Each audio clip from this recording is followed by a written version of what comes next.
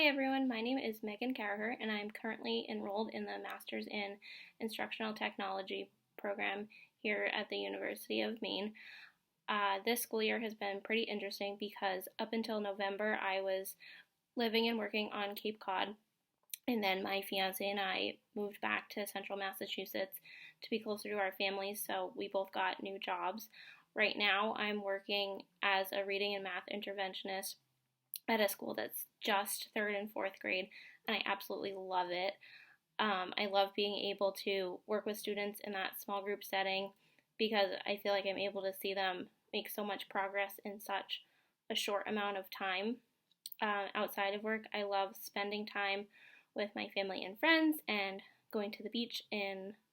just being in the warm weather. And then another quick little thing about my personal life is that I'm getting married in October, so wedding planning is something that's currently taking up a lot of my personal time, but it's all really exciting. In terms of the prompt this week about how I would define myself as a leader, I really liked how Kat Bogard said that anyone can be a leader even if they're not technically in a position of power, because this helped me see that I can see myself as a leader. I also liked how Rita Pearson talked about how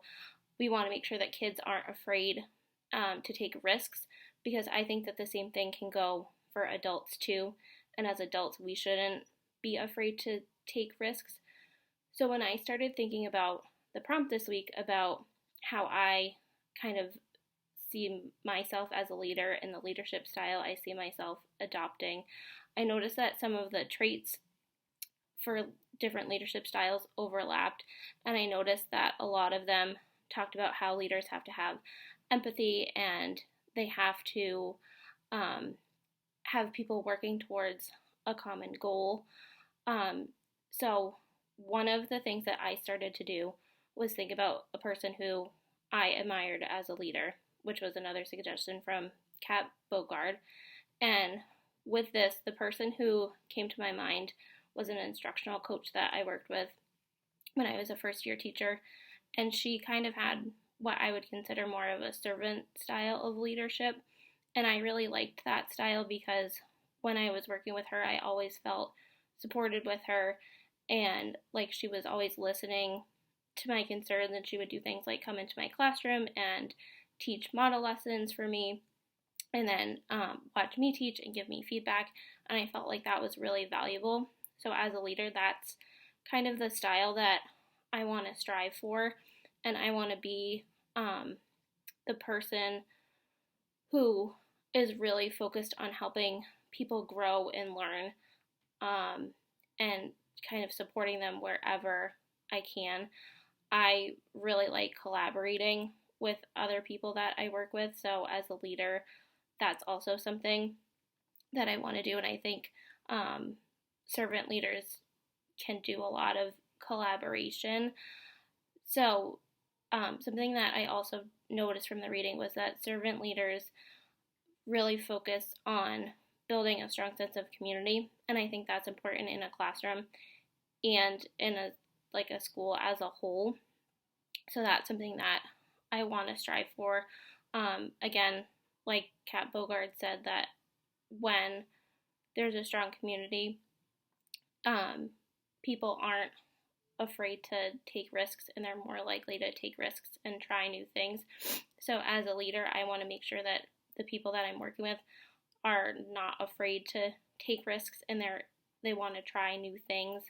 That might look like in an elementary school thinking of teaching a phonics lesson in a new way to get kids more engaged, or thinking of a different way for kids to learn multiplication or remember their multiplication facts or something like that. And to go along with that, I also want to make sure that I'm taking risks too, because like Hiro said, something that leaders have to do is they have to model taking risks, and that's something that I want. Like I said, I want to try and do that and model that, because then other people will be more likely to do that. And he also said that when people take risks, that's kind of where innovation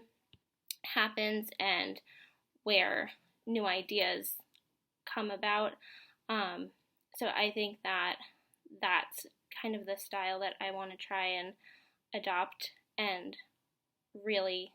taking risks and doing things like that. And I know for me that's definitely something that I'm going to have to work on, and it's not going to come